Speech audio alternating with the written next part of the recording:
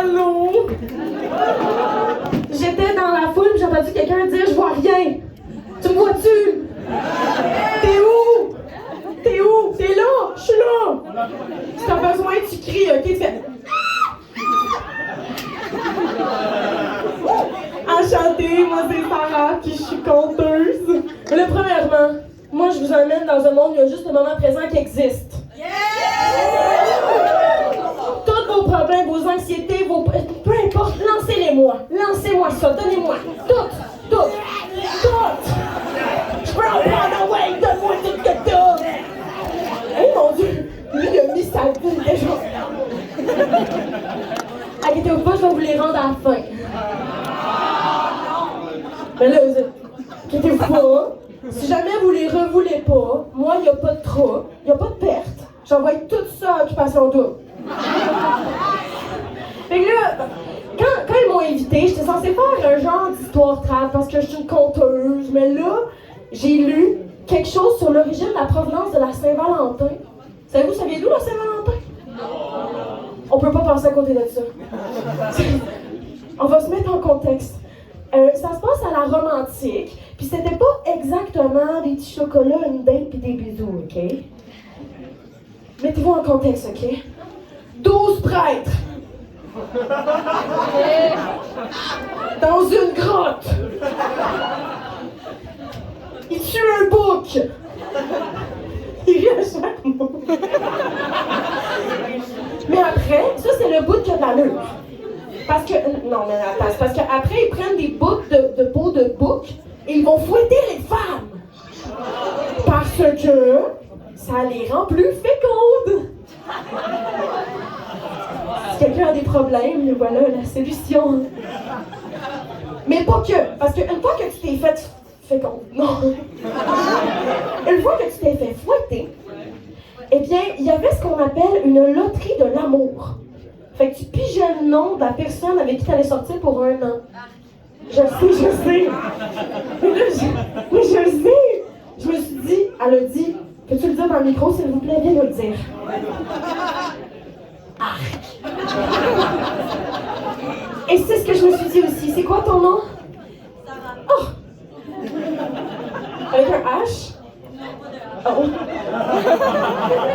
C'est correct, je suis pas inclusive dans mes histoires. C'est pas ça, le point il est pas là. Je sais plus si où je m'en allais. T'es célibataire? Elle est célibataire! C'est à moi que tu disais ça? Oh my god, attends, je me déshabille là! Ça s'en vient, donnez-moi le temps. Donnez pas de H. Attends un peu, wow, ok, on en revient, on était où? Là, on était, est-ce qu'on se fait tout de suite par un bout? Puis là, c'est ça, elle disait arc. Je me suis dit, arc, ça n'a pas de bon sens, ça peut pas être ça. Fait que j'ai poursuivi mes recherches. Puis à la fin du documentaire que je lisais, documentaire livre, ben il avait écrit, va voir jusque dans le fond du bois, va trouver l'ermite, il va t'expliquer la vérité. Parce que tout ça, ce que je vous ai dit, c'est pas vrai. Non, mais attends, c'est plus grand que ça, là. Fait que j'ai pris mon sac, je suis partie dans le fin fond du bois, puis j'ai trouvé un ermite, je peux pas vous dire il est de quelle époque. Mais il m'a dit la vérité. Ça vient pas pantoute de la Rome antique, mais ça vient de la bonne vieille époque médiévale fantastique. Le fameux temps où les elfes chillaient avec les dragons et où les gobelins faisaient des partouzes avec la lune. Ce temps-là.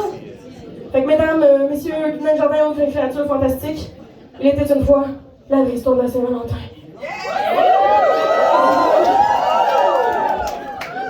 Alors tout ça a commencé par une fée, cousine de Clochette, qui s'appelle Clochonne. Et d'un beau géant qui s'appelle Dylan, ou Big D pour les intimes. Je l'ai écrit tout seul. Ils se sont rencontrés sur Pinger. C'est l'heure du pigeon voyageur. 2 semaines de délai. T'étais jamais sûr si la personne t'avait ghosté ou si le pigeon était mort. Mais eux, ça a marché. Puis ils se sont donné rendez-vous au bar le plus branché au village, la taverne de l'écureuil suspicieux. Ils ont bu un bon verre de schnippel. Un schnapp au épaule. À l'époque, c'était vraiment un métier, être nibleur, puis c'était vraiment un avec les valeurs d'aujourd'hui, ben maintenant on fait ça aux poches. C'est boring, mais avant c'était omnibore. Et les deux s'aimaient tellement, ils s'entendaient tellement bien. Les deux avaient une passion pour les licornes. Elle lui faisait des tresses. Puis lui, il jouait aux fléchettes avec. Les deux avaient vraiment à cœur d'enseigner la communication non violente aux bébés dragons. Parce que mes amis, avec vos mots, vous pouvez brûler bien plus qu'un village. Soyez dignes des mots que vous utilisez. Merci.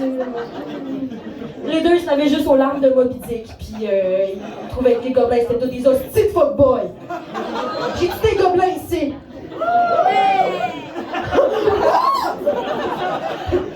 C'est quoi ton nom? Tiggy. Oh, of course. Je t'aime, Tiggy. Alors là, bon, la soirée finie, puis là, ben, ça donnait qu'habiter sur le même chemin. Mais là, on croise la grotte de Didi, puis c'était une nouvelle grotte qu'il venait juste d'acheter. Elle avait tout décoré, fait qu'il a dit « Veux-tu venir visiter ma grotte? » Elle a dit oui. Fait que, juste pour vous dire, un one night entre un géant et une fée, ça marche vraiment mieux que ce qu'on pense. Je vais vous laisser l'imaginer comme vous voulez. Moi, mon image que j'avais, c'était genre une fée en koala qui vole de haut en bas, genre. Puis là, saviez-vous que les fées ont une danse nuptiale? Une danse de crocs, c'est comme les pans qui ouvrent leur plumage. Ils ont ça. Et moi, il se trouve que depuis la maternelle, j'ai été inscrite à des cours professionnels de crousage de fées. Alors, je me suis dit que ce serait le bon moment pour moi de vous offrir ça. Mais là, je pense que je descends du banc. Mais je vais commencer sur le banc, ça se peut que je me pète la gueule, je vous aime. Attends un peu. Kevin, wait. Wait, Kevin. Kevin, c'est le gars de son, c'est parce qu'il va tout gâcher sinon. Kevin, tabarnak. 5 seconds. OK, Kevin! Vas-y, Kevin!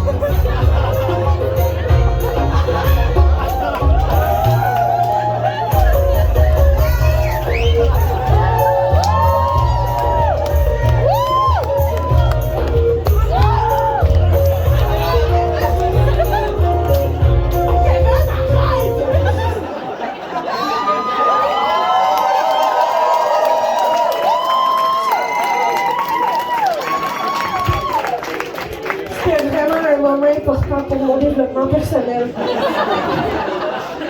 J'espère que ma mère va être fière. Laissez-moi juste me rhabiller un instant. Vous avez pas vu ceux du fond, mais je me suis roulée à terre. Ça va toujours bien, je vous ai pas perdu. Qui est-ce que m'accorde?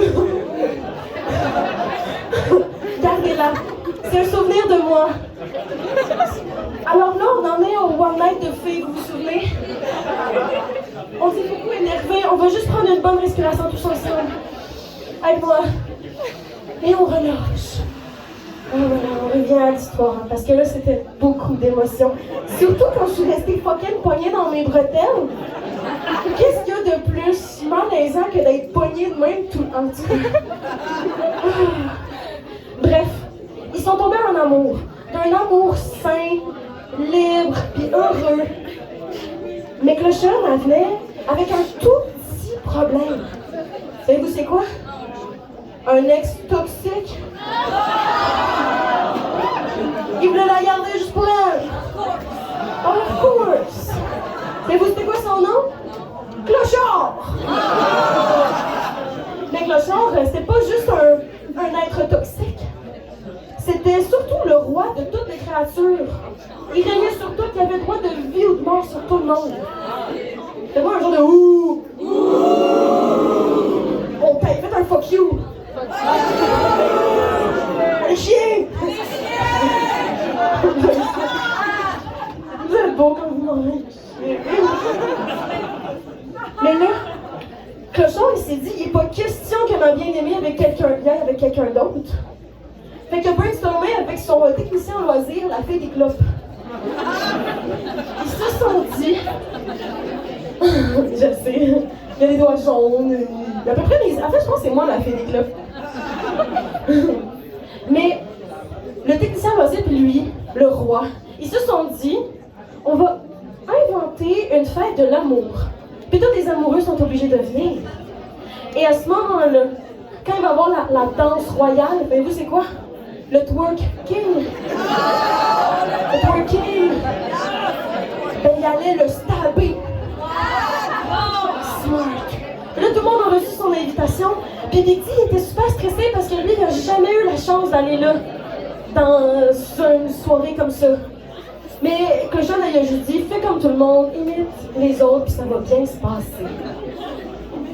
C'est ce qu'ils ont fait. Ils sont arrivés au château, bien décoré, une belle fête de l'amour. Et là, rendu à la fameuse danse du roi. Et là, j'aimerais vous sembler un public très heureux, alors twerker sur qui semble consentant. Allez, twerker. Oh, pas consentant? Non? Et stop! On arrête, on revient. Je savais que j'allais nous perdre comme ça. Mais là, le roi a twerké. Mais en fait, non, Dylan, ça va pour twerker. Le roi, ça va pour sortir sa dague. Mais ce que je vous ai pas dit, c'est que le roi, il a vraiment peur des mouches.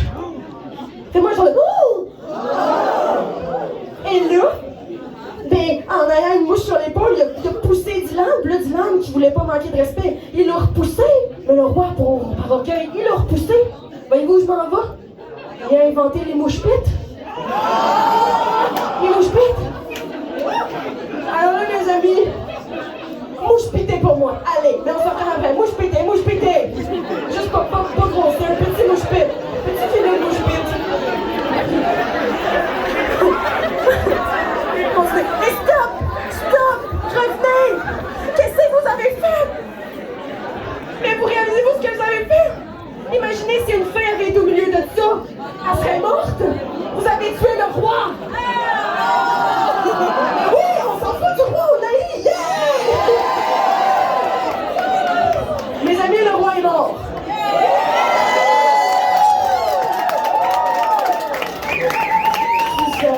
Mais pour finir cette histoire-là, il me reste comme 1 minute à peu près.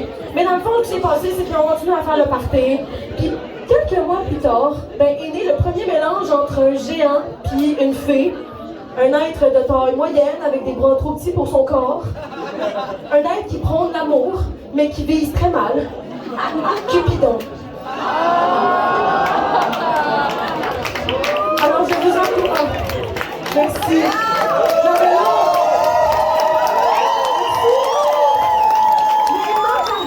il manque la leçon de la fin. Qu'est-ce qu'on en retient de ça? C'est que si Cupidon il vise mal, ben l'important ça serait peut-être d'apprendre à s'aimer soi-même, de régler nos patterns et d'être heureux. Oui, qu'est-ce que tu veux dire, Sarah? Je suis d'accord! On est d'accord, on s'aime! Allez voir! sais bien.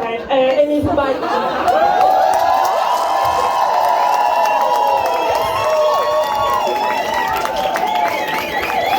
En applaudissant là! Ma préférée pour vrai. Wow! Ah, si vous saviez le petit fil qui sort du cul, là.